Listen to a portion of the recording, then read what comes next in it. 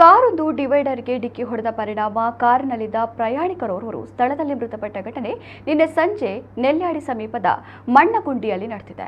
ಅರಿಯಡ್ಕ ನಿವಾಸಿ ಕೂಲಿ ಕಾರ್ಮಿಕ ರಾಮಣ್ಣ ಪೂಜಾರಿ ಎಂಬುವರ ಪುತ್ರ 26 ವರ್ಷದ ಜಗದೀಶ್ ಮೃತ ಯುವಕ.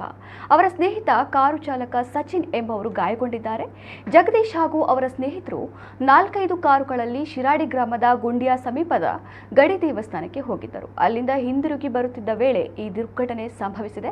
ಸಚಿನ್ ಚಲಾಯಿಸುತ್ತಿದ್ದ ಕಾರಿನಲ್ಲಿ ಜಗದೀಶ್ ಮಾತ್ರ ಇದ್ದರು ಎನ್ನಲಾಗಿದ್ದು, ವೇಗವಾಗಿ ಬಂದ ಕಾರು ಮಣ್ಣಗುಂಡಿಯಲ್ಲಿ ಡಿವೈಡರ್ಗೆ ಡಿಕ್ಕಿಯಾಗಿ ಡಿವೈಡರ್ ಮೇಲೆ ಏರಿ ನಿಂತಿದೆ. ಪರಿಣಾಮ ಕಾರು ನಜ್ಜುಗುಜ್ಜಾಗಿದೆ. ಪೊಲೀಸರು ಪ್ರಕರಣ ದಾಖಲಿಸಿಕೊಂಡಿದ್ದಾರೆ.